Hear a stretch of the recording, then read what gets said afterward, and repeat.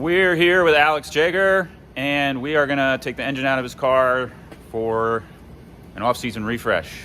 This engine, VR38, if you didn't know, has been in this car for 2 full seasons, and it is a bone stock engine. Despite having this really nice purple powder-coated front cover, it is a bone stock engine internally. No cams, no pistons, nothing. It had 41,000 miles on it when I bought it. Yeah. Out of a 2017 GTR. We dropped it out of the engine bay of a GTR into the bed of my pickup truck. Like right out of the car into the bed. And they did the purple stuff. It was out of a show car. It was like a Liberty Walk wide body car. But it's cool. It's been great. Yeah, so that's a pretty good testament to how awesome these engines are. But to be safe, Alex is going to have this engine built up a little bit during the off season. So we are going to remove it today, strip it down, and come up with a game plan for the rest of the car while we ship the engine out to the engine builder. Hey. Hey. Car up in the air, pull in the drive shaft and exhaust out, draining some fluids, and then the plan is to drop the entire front subframe out. We'll disconnect the control arms and swing all that out of the way, disconnect intercore pipes and such, and then we're going to drop this entire assembly here straight down. All right, we're getting there. We've got dry sump lines disconnected here, pulled the wiring harness, found some shrubs, Found some wildlife. Pull the intercore out, some miscellaneous other things here and there, and drop her down.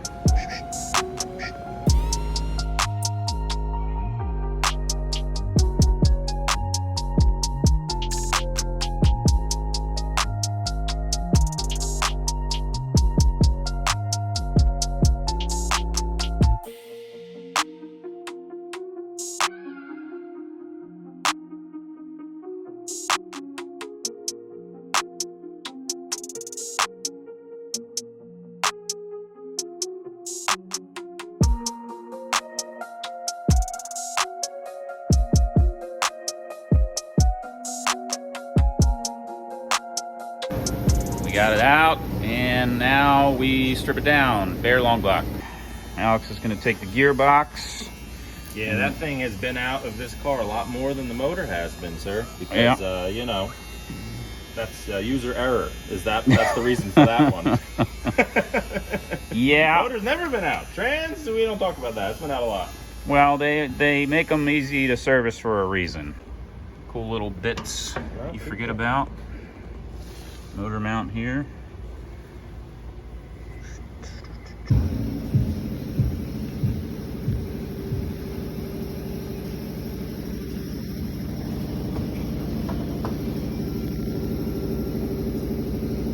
Coolant crossover pipe. It's pretty cool.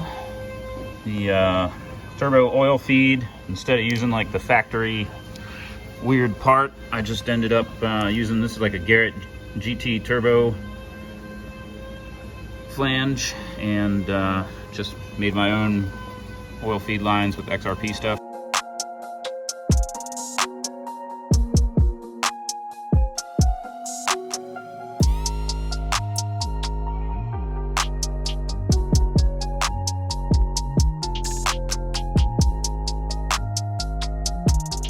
While the engine's at the machine shop, we also sent the oil pump out to daily engineering just to have it gone through. Nothing was wrong with it, but actually the gear did get a little chewed up. We're gonna have them replace that gear. Probably got little rocks in it. The belt was spinning around. Anyway, not much we can do with the engine or under the hood right now while the engine's at the machine shop, but we do need to update the rest of the car to the new rule book. Formula Drift Pro Spec rules now say that unless you want to get docked points, you need to revert back to original steering column and pedals. So we have acquired these parts from Lee C Parts, local friends of ours. They do a whole lot of dismantling of late model vehicles. We have some pedals here. We have a trimmed down steering column. The red bracket there is part of the Woodward steering column. We've already started to test fit this stuff in here. Chris has. We are going to use the Woodward column mount to hang the factory steering column here in the car, and then modify it further to basically fit the rest of the things we have. It does seem like a rather strange thing to do, to take out quality, lightweight, race-specific, simple, safe steering column like this one, designed for a race car. But that is what we are tasked with doing, so that's what we're going to do. This shouldn't be too complicated. Get some Nissan spline adapters here, run them to the existing stuff here in the firewall. Should be okay. I don't really want to modify that because we have the engine downpipes off the turbo and everything already located around the steering shaft. So having to remake that as well would be tough.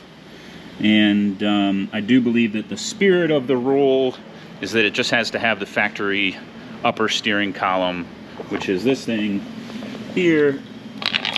So that's what we're putting in. So here we are, removing the tilt and pedal box. All of this has to get remade because of this new rule. This was a 3-pedal box from Tilton, the 600 series, and it had a throttle pedal, brake pedal, clutch pedal. We are dismantling it to see if we can just keep the throttle pedal only, because that's already set up and in a good position. Alex really likes the seating position in this car. I mean, like, really likes it. The car fit him very well. We spent a lot of time getting him to fit in the car, locating the pedals, the steering column, this nice Recaro seat. Everything was built around Alex. Locating the CFR handbrake, the shifter, everything, literally everything was built for Alex. And now we have to change it all. So it's going to be a little tricky to get things right back where they were, so he'll be just as comfortable as he was. We need to break this all down and move all of the wiring here. We're going to need to relocate that. As you can see, that outline or pattern there is where the factory clutch pedal bolted and master cylinder for the clutch went, and then here is where the factory brake booster bolted. So we need to move this wiring and plumbing out of the way. We will be moving the master cylinders to the outside here and using an Ilaria Tech booster delete. So we're going to put 2 Tilton master cylinders out here with a balance bar, and that will at least give us the same brake pedal feel and modulation. Just everything will be in a little bit different place. That's where we are with it right now. Probably gonna end this video here. Pretty good spot. We'll come back the next video on this car. We'll have our solution to moving the pedals and steering column and whatnot, and getting Alex comfortable in the car again. And we might even have the engine back by then. Let's hope so. So thanks for watching. See you on the next one.